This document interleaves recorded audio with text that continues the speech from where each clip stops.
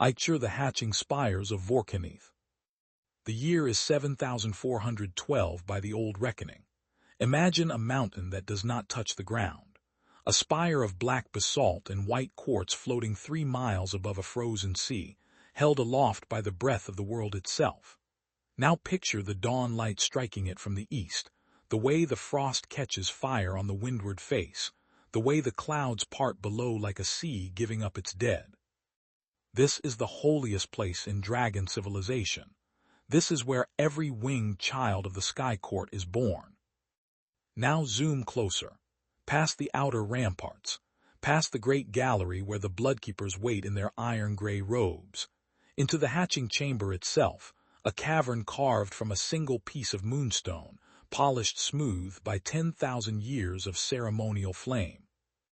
There are nests here, 47 of them this season. Each one cradles a single egg, and each egg cradles a future warrior, scholar, or skyfarer of our people. The bloodkeepers move between them with the slow, measured steps of priests at an altar. They have done this for 4,000 years. They have never been wrong. Or so they believed.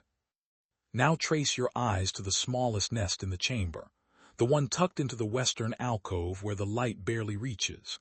The egg inside is gray, not the deep crimson of a healthy hatchling, not even the dull bronze of a late bloomer. Gray, ashen, the color of something that has already given up. The bloodkeepers had a name for eggs like that. They called them Vrentha, the unworthy. And here is the part that nobody talks about, the part the official histories have spent the last 2 centuries trying to bury. The thing that saved our civilization, the thing that ended the right of worthiness, the thing that broke the 4,000-year-old chain of quiet murder we had been telling ourselves was sacred, was not a dragon. It was not a hero in armor or a prophet from the eastern mountains. It was not a revolt or a war or a sign from the heavens. It was a small, soft, wingless creature from a backwater world called Earth. A woman in her late 50s with gray hair and tired hands, and a thermos full of warm goat milk. A veterinarian from a place called Montana, which I now know is a region of grass and snow on the 3rd planet of a yellow star. Her name was Dr. Eleanor Hartwell. She stood about 5.5 feet tall.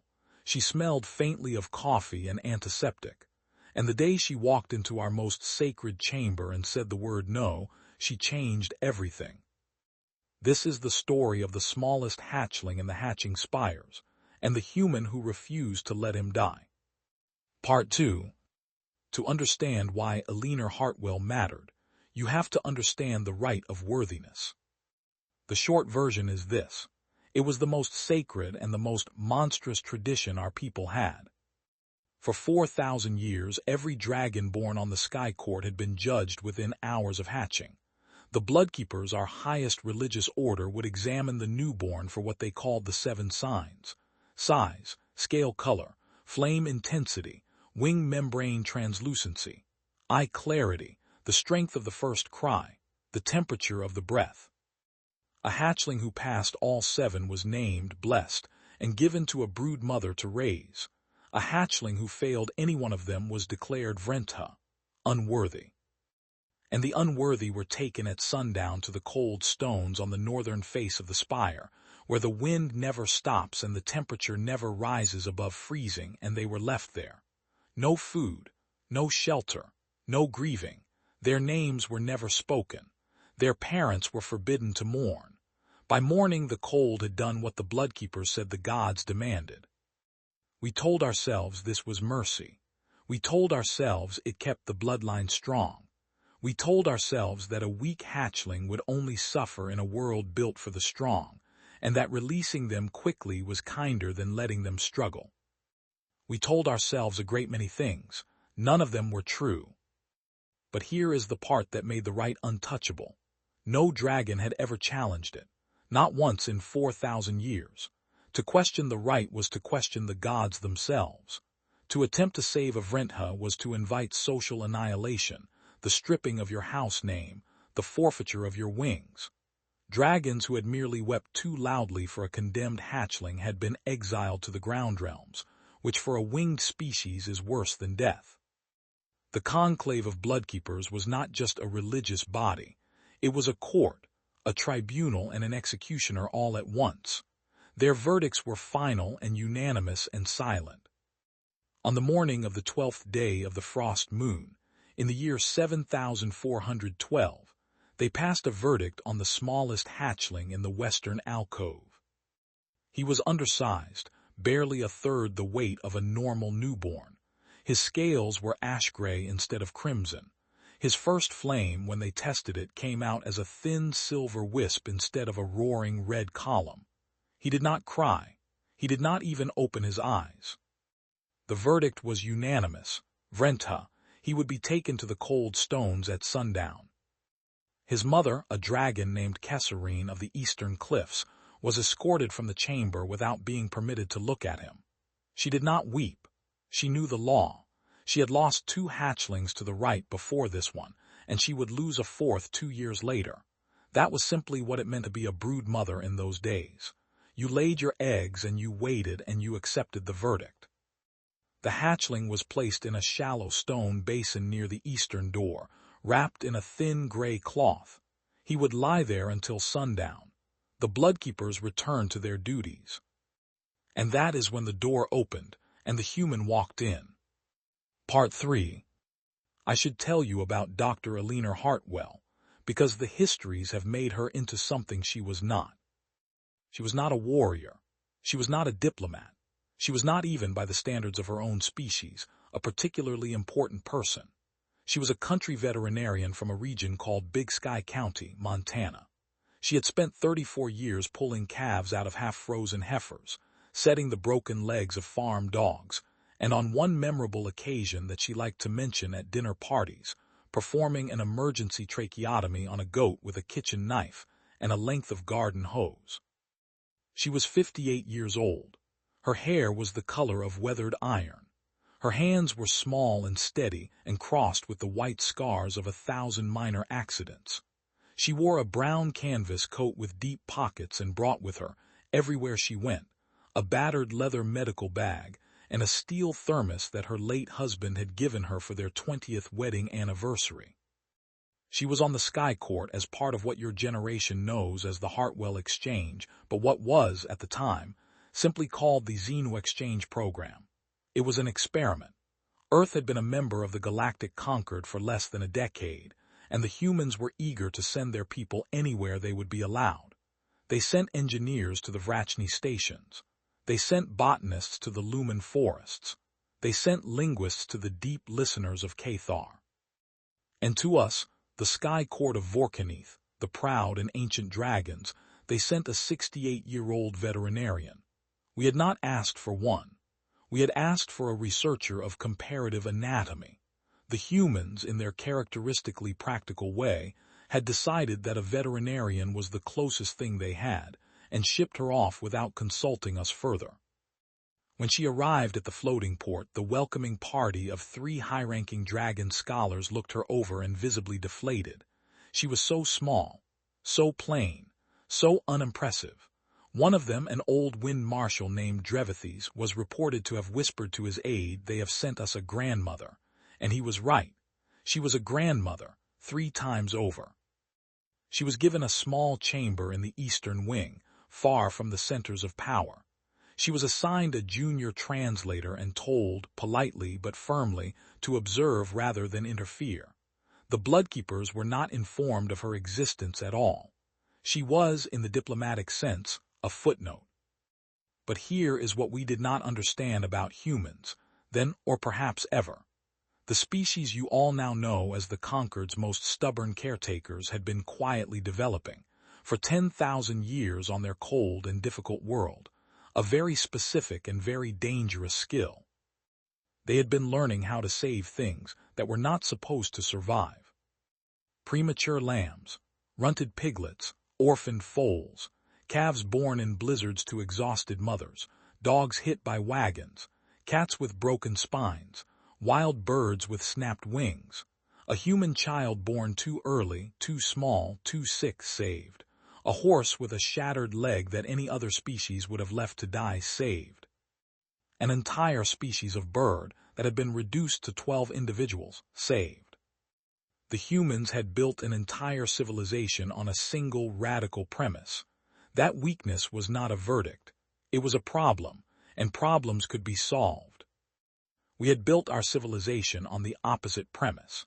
And on the 12th day of the frost moon in the year 7412, those two civilizations met in a moonstone chamber 3 miles above a frozen sea. Eleanor Hartwell had wandered in by accident. She was looking for the medical archives. She had taken a wrong turn at the third gallery. She pushed open a door that no human had ever pushed open before, and she stopped, and she saw the small gray hatchling in the shallow stone basin near the eastern door, alone. And the great cultural collision of our age began with a single, quiet question, asked in a flat Montana accent. What happens to the little guy now? Part 4. The junior translator assigned to her was a young dragon named Sashriel, barely 2 centuries old, which by our standards is roughly equivalent to a human in her late 20s. Sashriel had been trained in Earth languages and Earth customs, and she had been warned repeatedly that humans were prone to emotional outbursts and should be managed carefully around matters of the right. Sashriel explained the verdict in careful, formal language. She used the proper terms: Vrenta, the cold stones, the bloodkeeper's wisdom, the 4,000 years of tradition. She emphasized that it was sacred, that it was law, that it was not to be questioned. Eleanor listened. She set down her medical bag. She walked across the chamber to the stone basin. She looked at the hatchling. The hatchling, who had not yet opened his eyes, opened one eye. It was silver, the color of a coin at the bottom of a well. Eleanor reached into the basin with one careful, steady hand and laid her palm against the hatchling's tiny chest. She felt for a heartbeat. She found one, weak but present. She felt the temperature, too cold. She lifted the gray cloth and looked at the wing membranes, thin but intact. Then she straightened up, turned around, and said, in the same flat tone with which she had once told a rancher that his prize bull had survived a rattlesnake bite, "No." Sashriel did not understand. No what? No, Eleanor said, I'll take him. The chamber went silent in a way I cannot fully describe to you who were not there. It was not the silence of confusion. It was the silence that comes before either violence or revolution. 3 bloodkeepers had been standing at the far end of the chamber. They turned slowly as a single mass. Their iron-gray robes shifted like the surface of a disturbed lake.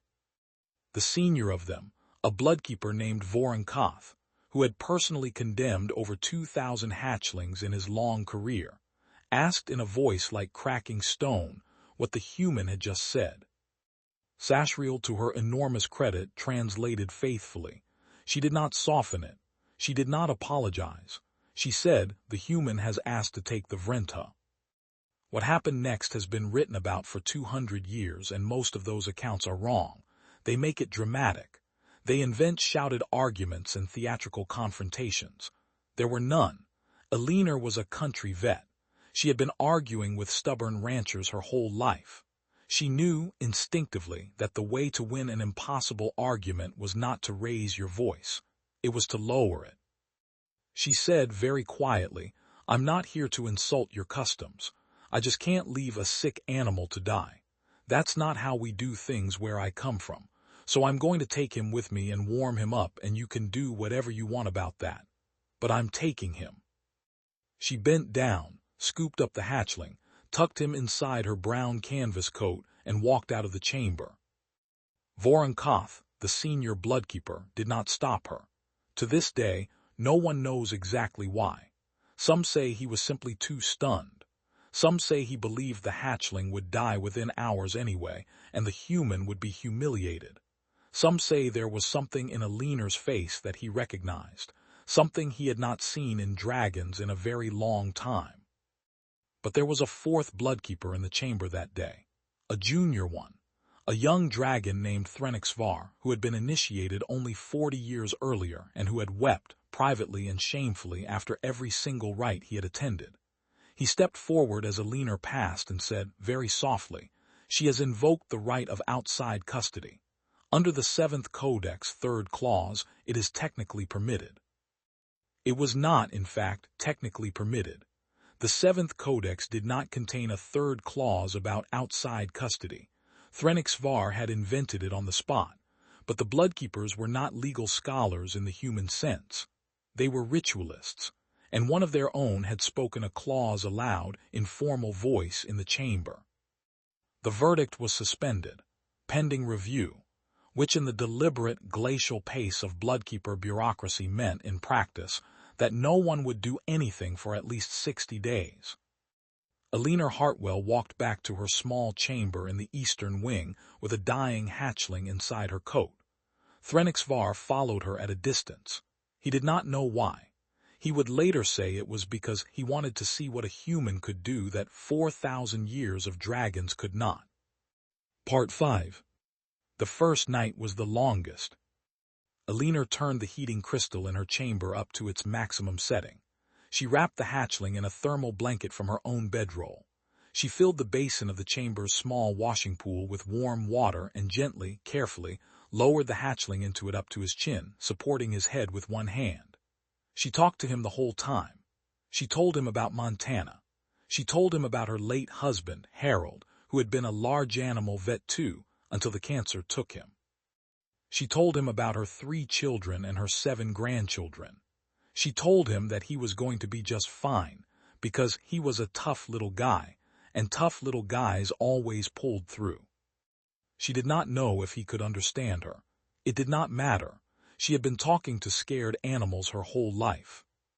When the hatchling's body temperature had risen enough, she unscrewed her steel thermos and poured a small amount of warm goat milk into the cap. She had brought the thermos for herself. She had not planned to feed a dragon with it. But goat milk, she said later, was the most digestible thing she could think of for a creature whose biology she did not understand. It was what she would have given an orphaned lamb. So that is what she gave him. He drank. Slowly at first, then with the desperate, gulping rhythm of something that had not realized how hungry it was. Alina refilled the cap 3 times. The hatchling fell asleep against her shoulder, warm for the first time in his short life, and made a small sound that no dragon scholar present had ever heard a newborn make before. A soft, contented hum. Threnixvar watched from the doorway. He did not move for 18 hours. By morning, word had spread through the spire. The human had not failed. The hatchling had not died. He had, by all reports, eaten and slept and was now impossibly thriving. Dragons began to find excuses to walk past Alina's chamber. Servants, scholars, junior bloodkeepers. They would glance through the open doorway and see the small, gray-haired human sitting on her bedroll, the hatchling curled against her chest, and they would walk on, troubled, in a way they could not name. A second week passed, then a third. The hatchling, whom Alina had begun to call Atlas because, she said, he looked like he was carrying a great weight on his small shoulders, began to grow. Slowly, slower than a normal hatchling, but steadily. His ash-gray scales darkened to the color of polished pewter. His silver eye, when both finally opened, fixed on Alina with a focus that several visiting dragons described, uneasily, as ancient. On the 42nd day, Atlas produced his first true flame.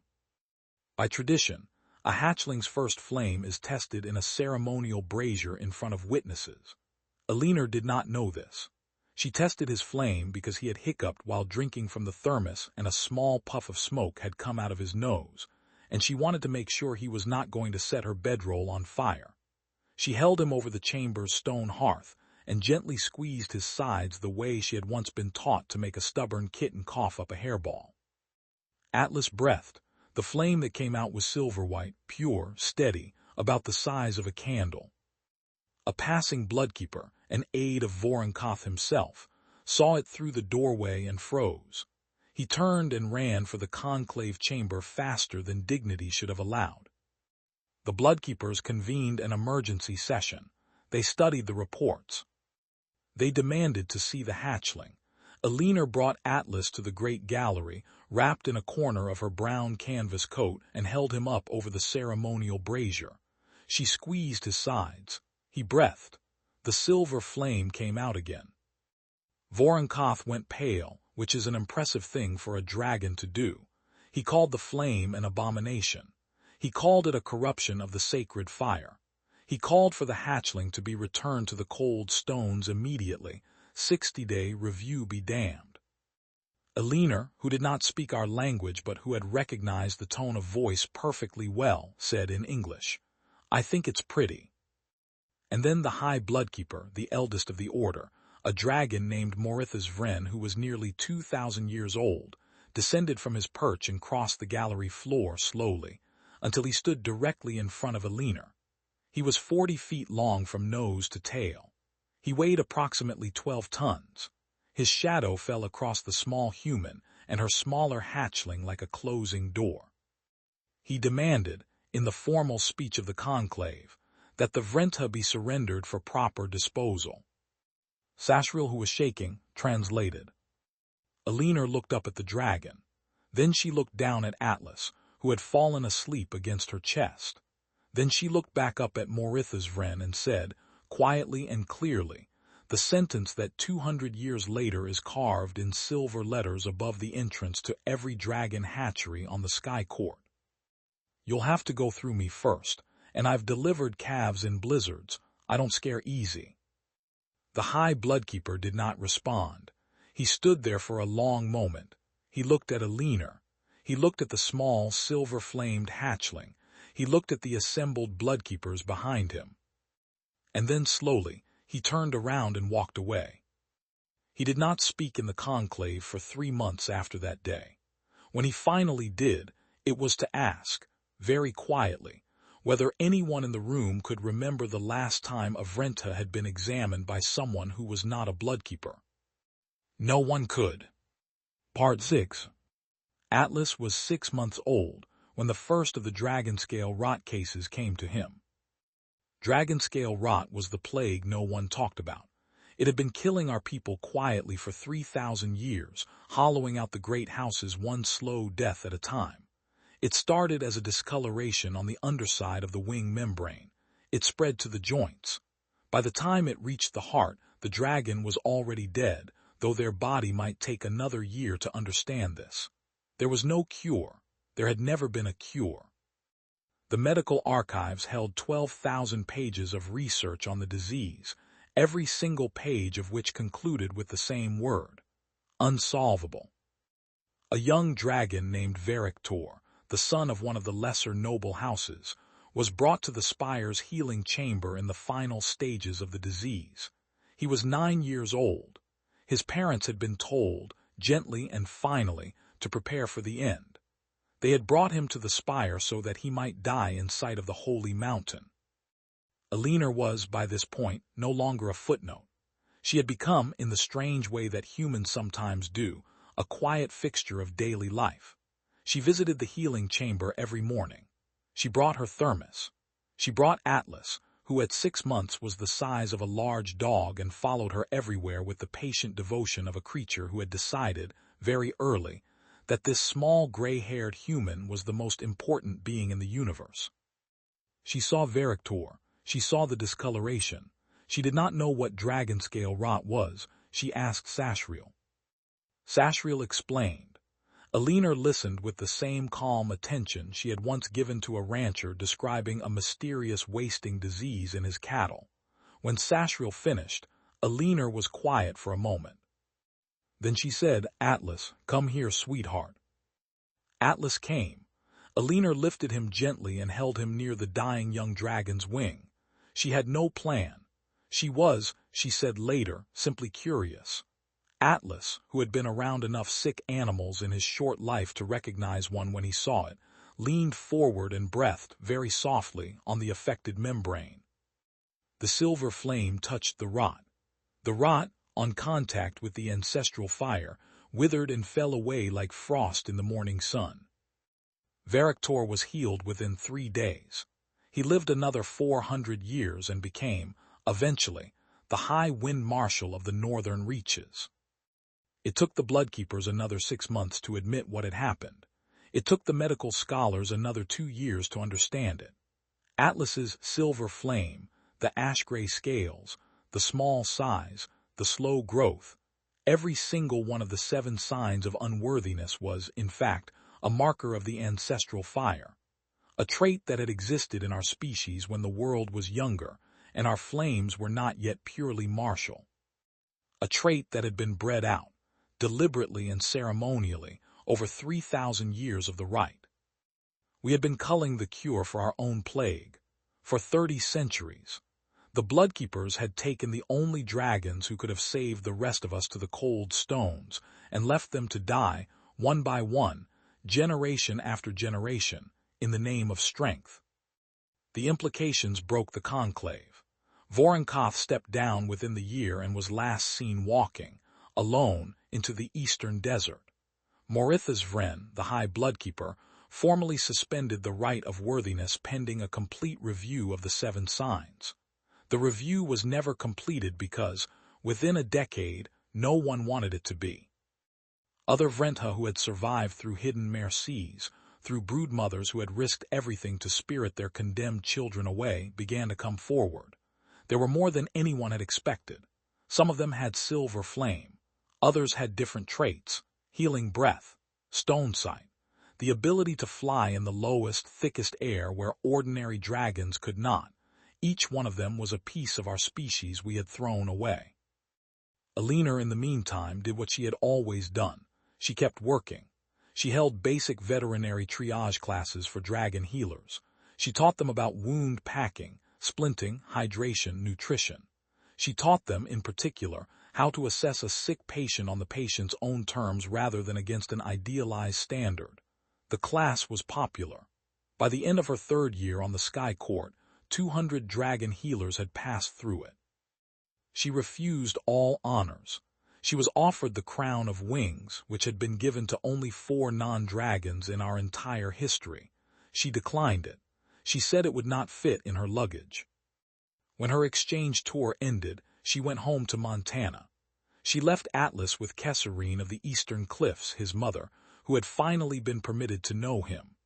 The reunion was, by all accounts, quiet and long and entirely free of words.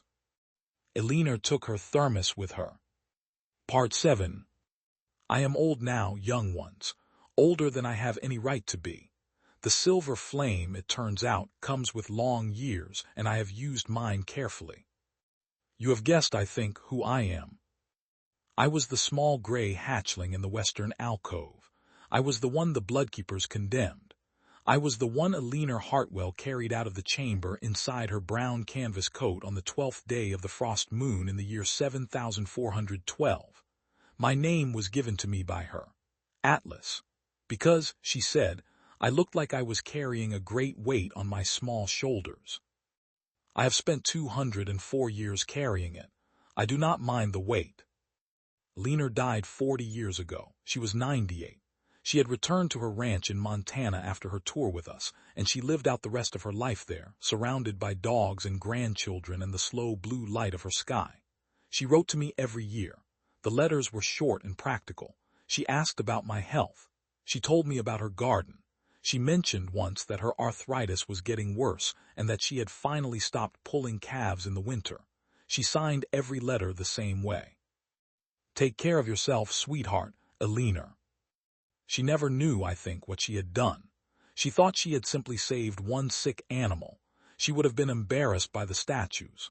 There are, now, statues of her in every major dragon city, and one in particular on the high plateau of Vorkaneeth, where she is depicted holding a small hatchling inside her coat.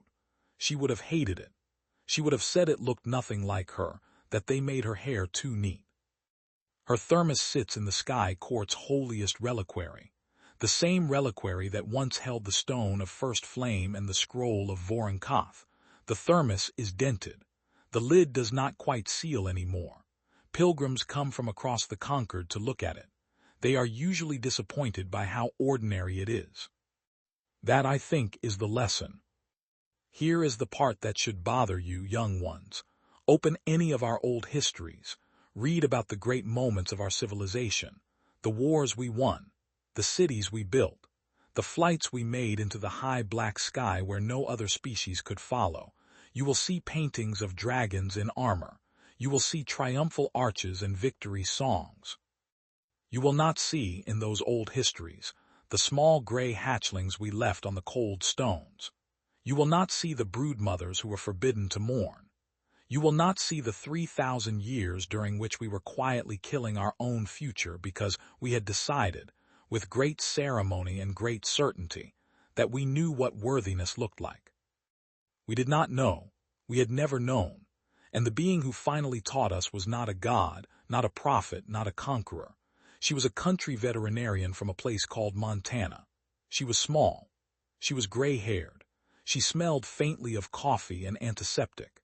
She carried a thermos full of warm goat milk and a stubbornness she had inherited from 100 generations of farmers who had refused to let their animals die in blizzards. There is a lesson here, and it is not about dragons. It is about every civilization that has ever decided, with great ceremony and great certainty, that some of its own children are not worth saving. There has never been such a civilization that was right. There has only ever been such a civilization that was, eventually, ashamed. A people's strength is not measured by what it preserves. It is measured by what it refuses to discard.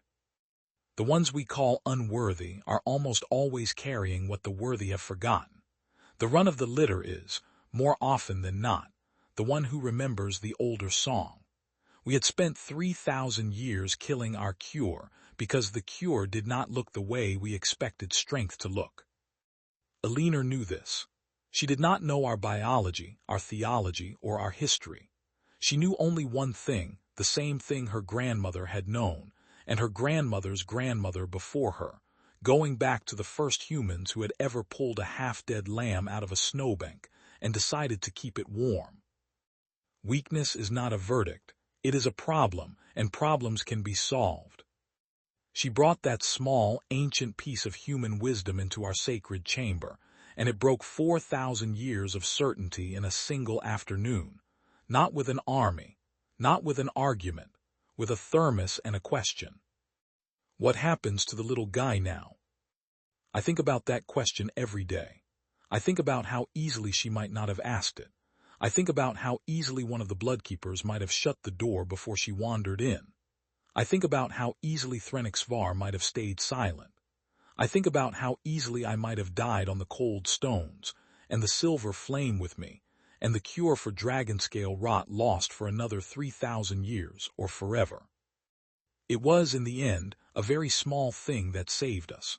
A wrong turn at the third gallery. A door pushed open by a tired old woman looking for the medical archives. A single quiet word, spoken in a flat Montana accent, in a chamber that had not heard a no in 4,000 years. That is how civilizations change. Not with grand battles, not with prophecies, with small, stubborn acts of mercy performed by people who do not know they are changing anything at all. If this story has moved you, young ones, remember this. Somewhere on your world right now, in some small chamber you have not yet entered, there is a little one who has been called unworthy. There is a small gray hatchling in a shallow stone basin near the eastern door, waiting for the cold to come. Be the one who walks in by accident. Be the one who asks the quiet question. Be the one who says no. That is all Elinor Hartwell ever did. It was enough.